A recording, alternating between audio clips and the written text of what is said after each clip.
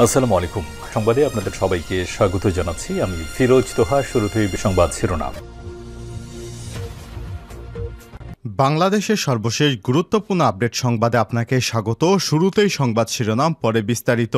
শুরুতেই জানিয়ে দিব, ইসলামী ব্যাংকের প্রধান কার্যালয়ে হামলা, ৬ কর্মকর্তা গুলিবিদ্ধ। ইসলামী ব্যাংকের প্রধান কার্যালয়ে গোলাগুলির ঘটনা ঘটেছে। কয়েকশো দুর্বৃত্ত জোর করে ইসলামী ব্যাংকে প্রবেশের চেষ্টা করেন। এ সময় প্রবেশে বাধা দিলে কর্মকর্তাদের উপরে এলোপাতাড়ি গুলি চালানো হয়। এতে গুলিবিদ্ধ হয়েছেন ব্যাংকের ৪ জন কর্মকর্তা সহ মোট ৬ জন। আজ ১২টার দিকে ইসলামী ব্যাংক বাংলাদেশের টাওয়ারের সামনেই অবস্থান নেন কর্মকর্তারা। গুলিবিদ্ধ ৪ কর্মকর্তা হলেন ইসলামী ব্যাংকের গোডাউন গার্ড ডিজি শফিউল্লাহ সর্দার, অফিসার মামুন, আব্দুর রহমান এবং বাকি বিল্লাহ। এদের মধ্যে ৩ জনের অবস্থা গুরুতর। এরপর জানিয়ে দিব, রাজনীতিবিদদের সতর্ক করলেন স্বরাষ্ট্র উপদেষ্টা। স্বরাষ্ট্র উপদেষ্টা ব্রিগেডিয়ার জেনারেল অবসরপ্রাপ্ত এম এ সাখাওয়াত হোসেন রাজনৈতিক দলগুলোকে সতর্ক করেছেন, পুলিশকে আর লাঠিয়াল বাহিনীর মতো ব্যবহার করা যাবে না। আজ রাজারবাগ কেন্দ্রীয় পুলিশ হাসপাতালে আহতদের দেখতে গিয়ে তিনি এসব মন্তব্য করেছেন। জানিয়ে দিব, ইন্টারনেট শাটডাউনে জড়িতদের বিরুদ্ধে ব্যবস্থা নেওয়া হবে বলছেন নাহিদ। কর্মদিবসের প্রথম দিনে ইন্টারনেট শাটডাউনের বিষয়ে কথা বলেছেন সদ্য দায়িত্ব পাওয়া অন্তর্বর্তী সরকারের ডাক, টেলিযোগাযোগ এবং তথ্য প্রযুক্তি মন্ত্রণালয়ের উপদেষ্টা নাহিদ ইসলাম। এবারে জানাবো, এবার পদত্যাগ করলেন ইউজিসি চেয়ারম্যান। বাংলাদেশ বিশ্ববিদ্যালয় মঞ্জুরি কমিশনের চেয়ারম্যানের পদ থেকে পদত্যাগ করেছেন প্রফেসর কাজী শহীদুল্লাহ। আজ দুপুরে তিনি শিক্ষা মন্ত্রণালয়ে পদত্যাগপত্র জমা দেন। ইউজিসি সূত্র এসব তথ্য নিশ্চিত করেছে। জানিয়ে দিব, এই ২০০ লাশ কাদের। কোটা সংস্কার আন্দোলনকে কেন্দ্র করে দেশে চলমান সহিংসতায় অনেকেই প্রাণ হারিয়েছে। এই সহিংসতায় ঢাকার ২টি হাসপাতালে ৩টি মর্গে এখনও পড়ে আছে নিহত ২০ জনের মরাদেহ। পড়ে থাকা লাশগুলো বিকৃত হয়ে যায়, পরিচয় বোঝা যাচ্ছে না, কেউ খোঁজ করতে আসছে না, থানার কার্যক্রম বন্ধ থাকায় করা যাচ্ছে না সুরত বহাল।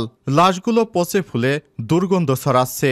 এর মধ্যে ঢাকা মেডিকেল কলেজ হাসপাতালের মর্গে ৮টি, ঢাকা মেডিকেল কলেজের মর্গে ৯টি এবং শেরেবাংলা নগরের শহীদ সোহরাওয়ার্দী হাসপাতালের মর্গে ৩টি মরদেহ পড়ে রয়েছে। ঢাকা মেডিকেল কলেজের মর্গের 9টি মরদেহ, 2টি উত্তরার কুয়েতমৈত্রী হাসপাতাল থেকে, 3টি মরদেহ কেন্দ্রীয় পুলিশ হাসপাতাল থেকে এসেছে। পুলিশ হাসপাতাল থেকে আসা 3টি মরদেহ পুলিশের বলে ধারণা করা হচ্ছে। এবং সর্বশেষ জানিয়ে দিব, ভারতের সাবেক পররাষ্ট্রমন্ত্রী নটওয়ার সিং আর নেই। ভারতের সাবেক পররাষ্ট্রমন্ত্রী কে নটওয়ার সিং মারা গেছে। দীর্ঘ অসুস্থতার পর আর শেষ নিঃশ্বাস ত্যাগ করেছেন তিনি। মৃত্যুকালে তার বয়স হয়েছিল 93 বছর। প্রিয় দর্শক, এতক্ষণ শুনছিলেন সংবাদ শিরোনাম, এবারে বিস্তারিত।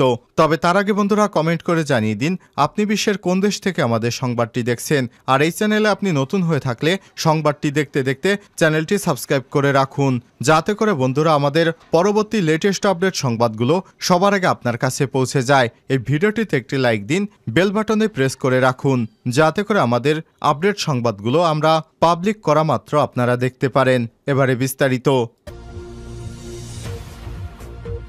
ইসলামী ব্যাংকের প্রধান কার্যালয়ে হামলা, 4 কর্মকর্তা গুলিবিদ্ধ। ইসলামী ব্যাংকের প্রধান কার্যালয়ে গোলাগুলির ঘটনা ঘটেছে। কয়েকশো দুর্বৃত্ত জোর করে ইসলামী ব্যাংকে প্রবেশের চেষ্টা করেন। এ সময় প্রবেশে বাধা দিলে কর্মকর্তাদের উপর এলোপাতাড়ি গুলি চালানো হয়। এতে গুলিবিদ্ধ হয়ে 4 জন ব্যাংক কর্মকর্তা সহ মোট 6 জন গুলিবিদ্ধ হয়েছেন। রোববার 11 আগস্ট সকাল 10:30টার দিকে ইসলামী ব্যাংক টাওয়ারের সামনে অবস্থান নেন কর্মকর্তারা। গুলিবিদ্ধ 4 কর্মকর্তা হলেন ইসলামী ব্যাংকের গোডাউন গার্ড ডিজি শফিউল্লাহ সর্দার, অফিসার মামুন, আব্দুর রহমান এবং বাকি বিল্লাহ। এদের মধ্যে 3 জনের অবস্থা গুরুতর। ইসলামী ব্যাংকের একাধিক কর্মকর্তারা জানিয়েছেন, তারা জমানতবিহীন অনিয়ম করে লোন কেলেঙ্কারির প্রতিবাদ জানিয়ে বিক্ষোভ শুরু করেন। এ সময় আকস্মিকভাবে এসআলম গ্রুপের হয়ে কাজ করা কয়েকজন কর্মকর্তা প্রায় শতাধিক লোক অস্ত্র নিয়ে প্রবেশের চেষ্টা করে। তাদের প্রবেশে বাধা দিলে বহিরাগতরা অস্ত্র বের করে এলোপাতাড়ি গুলি শুরু করে। এ সময় 3 জন কর্মকর্তা গুলিবিদ্ধ হন। 4 কর্মকর্তা আহত হয়েছেন, যাদের মধ্যে 3 জন গুরুতর অবস্থায় রয়েছে। পরে উপস্থিত কর্মকর্তারা পাল্টা ধাওয়া দিলে তারা পালিয়ে যায়। এর আগে বৃহস্পতিবার ইসলামী ব্যাংক থেকে পদত্যাগ করেন কায়সার আলী। তিনি ব্যাংকটির অতিরিক্ত ব্যবস্থাপনা পরিচালক ছিলেন। বুধবার ব্যাংকের গভর্নরের সামনে সাদা কাগজে পদত্যাগ করে ব্যবস্থাপনা পরিচালকের কাছে জমা দেন কায়সার আলী। রাজনীতিবিদদের সতর্ক করলেন স্বরাষ্ট্র উপদেষ্টা। স্বরাষ্ট্র উপদেষ্টা ব্রিগেডিয়ার জেনারেল অবসরপ্রাপ্ত এম সাকাত হোসেন রাজনৈতিক দলগুলোকে সতর্ক করে বলেছেন, পুলিশকে আর লাঠিয়াল বাহিনীর মতো ব্যবহার করা যাবে না। রোববার 1 আগস্ট রাজারবাগ কেন্দ্রীয় পুলিশ হাসপাতালে আহতদের দেখতে গিয়ে তিনি সব মন্তব্য করেছেন। এ সময় তিনি বলেন, পুলিশকে মারণাস্ত্র দেওয়া ঠিক হয়নি, এটা যেন ভবিষ্যতে আর না হয় সেটা দেখা হবে। এখন এদেশে রাজনীতি করা সহজ হবে না, পুলিশকে আর লাঠিয়াল বাহিনীর মতো ব্যবহার করা যাবে না। এ সময় তিনি আরো বলেন, যারা পুলিশকে ব্যবহার করেছে, হুকুম দিয়েছে, আমি চেষ্টা করব তাদের বিচারের আওতায় আনতে।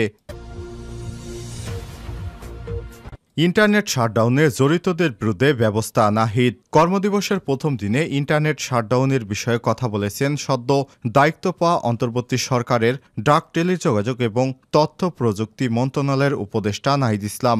এ সময় তিনি বলেন, ইন্টারনেট শাটডাউনে জড়িতদের বিরুদ্ধে ব্যবস্থা গ্রহণ করা হবে। রোববার 11 আগস্ট সকালে সচিবালয়ে এসব কথা বলেন নাহিদ ইসলাম। নাহিদ বলেন, ইন্টারনেট বন্ধ করা কিংবা স্পিড সীমিত করে দেয়া মানবাধিকার লঙ্ঘন। তথ্য জানার অধিকার সবার আছে, তাই মানুষকে সত্য জানা থেকে বাধা দেয়া মানবাধিকার লঙ্ঘিত হয়েছে। এ সময় তিনি আর বলেন, সচিবালয়ে আমার প্রথম দিনেই বৈষম্য বিরোধী ছাত্র আন্দোলনের সময় সারা দেশে ইন্টারনেট বন্ধ এবং ডিজিটাল ক্র্যাকডাউনের পেছনে কারা জড়িত ছিল তাদের বিরুদ্ধে তদন্তের ব্যবস্থা করব।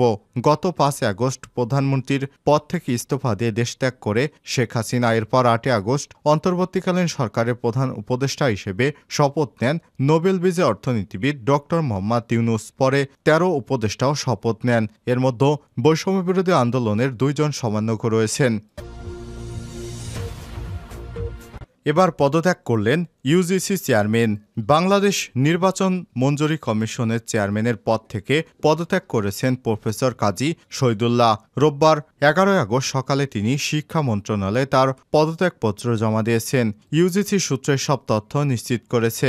পদত্যাগের পত্রে তিনি শারীরিক অসুস্থতার কারণ দেখিয়েছেন। তিনি পত্রে লিখেছেন, আমি শিক্ষা মন্ত্রণালয়ের প্রজ্ঞাপন অনুযায়ী 2023 সালের 28 মে বিশ্ববিদ্যালয় মঞ্জুরি কমিশনের চেয়ারম্যান পদে যোগদান করি। শারীরিক অসুস্থতার কারণে মাধ্যমিক ও উচ্চ শিক্ষা বিভাগের অফিস আদেশ অনুযায়ী গত বছরের 20 আগস্ট থেকে চিকিৎসার জন্য অস্ট্রেলিয়ায় অবস্থান করছি।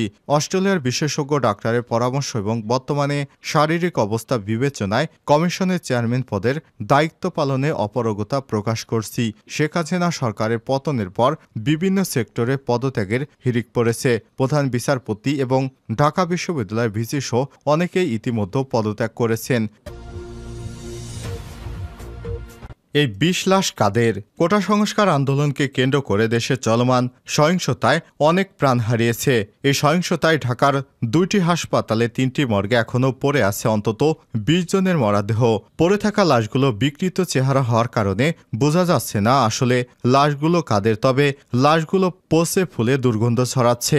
এর মধ্যে ঢাকা মেডিকেল কলেজ হাসপাতালের মর্গে 8টি, ঢাকা মেডিকেল কলেজের মর্গে 9টি এবং শেরেবাংলা নগরে শহীদ সোহরাওয়ার্দী হাসপাতালের মর্গে 3টি মরদেহ রয়েছে। ঢাকা মেডিকেল কলেজ মর্গের 9টি মরদেহর 2টি উত্তরার কুয়েত মৈত্রী বাংলাদেশ হাসপাতাল থেকে, 3টি মরদেহ কেন্দ্রীয় পুলিশ হাসপাতাল থেকে এসেছে। পুলিশ হাসপাতাল থেকে আসা 3টি মরদেহ পুলিশের বলে ধারণা করা হচ্ছে। ঢাকা মেডিকেল কলেজের মর্গের ডোম রামচন্দ্র দাস বলেছেন, বডিগুলো চেনার কোনো উপায় নেই, প্রত্যেকটাই ফুলে গেছে, পচে গেছে। ঢাকা মেডিকেল কলেজ হাসপাতালে পড়ে শাহবাগ থানা এলাকায়। সেখানে দায়িত্ব পালনকারী শাহবাগ থানার কনস্টেবল সালাউদ্দিন আহমেদ খান বলেন, এখন পর্যন্ত আসা লাশের মধ্যে যাদের পরিচয় নিশ্চিত হওয়া গেছে সেগুলো তাদের স্বজনদের বুঝিয়ে দেওয়া হয়েছে। বাকি 17টি লাশের বিষয়ে তারা সিদ্ধান্ত নিতে পারেনি। কয়েকটি লাশ সড়কে পড়েছিল কয়েকদিন। লাশগুলো ফুলে এমন অবস্থা হয়ে গেছে সেগুলো বায়োমেট্রিক ডেটা নেওয়া সম্ভব হচ্ছে না। 3টি বডি পুড়ে গেছে, এগুলো কিছু করা যাচ্ছে না। কনস্টেবল সালাউদ্দিন বলেন, থানার কার্যক্রম বন্ধ থাকার কারণেও কিছুটা সমস্যা হয়েছে।